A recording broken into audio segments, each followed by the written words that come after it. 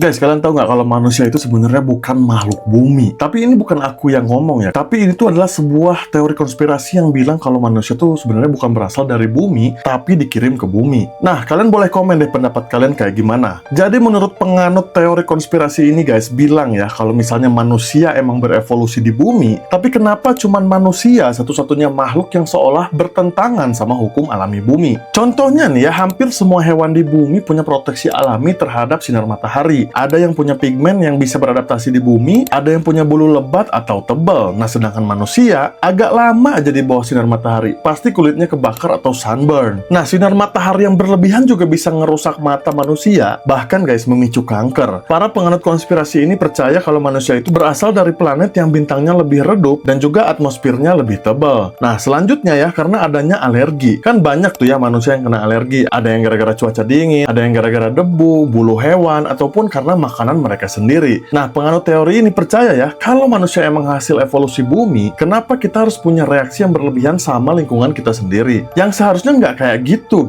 Kenapa kita harus bertarung di lingkungan yang asing? Next guys, karena adanya sakit punggung atau back pain. Kan banyak tuh ya yang ngalamin sakit punggung, sakit sendi, ataupun lutut. Nah, di teori ini bilang kalau emang manusia itu nggak dirancang sama gravitasi yang ada di bumi. Penganut teori ini percaya kalau manusia itu bisa aja berasal dari planet yang tingkat gravitasinya itu lebih rendah. Selanjutnya karena ketergantungan api guys. Cuma manusia yang butuh api, apalagi terhadap makanan ya, karena pencernaan atau kebutuhan tubuh manusia nggak bisa memproses makanan yang masih mentah karena perlunya nutrisi atau protein yang lebih kuat untuk kerja otaknya. Nah, yang percaya konspirasi ini bilang kalau manusia bisa jadi berasal dari luar bumi yang pemrosesan makanannya itu lebih maju daripada yang ada di bumi. Dan yang terakhir adalah cara melahirkan guys. Cuma manusia yang salah satu angka kematian tertingginya itu dari melahirkan. Satu-satunya spesies mamalia yang punya proses melahirkan yang berbahaya dan juga menyakitkan sebelum teknologi modern muncul. Nah, kenapa bisa berbahaya? Menurut penganut teori ini guys, karena bayi yang mau lahir itu keluar dari pinggul wanita yang terbilang sempit untuk ukuran kepala bayi manusia yang baru lahir. Penganut teori ini percaya guys kalau dalam biologi, evolusi itu ada harusnya buat memperbaiki cacat desain yang membahayakan kelangsungan hidup. Tapi kenapa manusia masih kejebak dalam proses kelahiran yang resikonya tinggi? Coba guys, dari teori-teori ini ada nggak yang mau membantah? Atau malah kalian salah satu penganut teori konspirasi ini?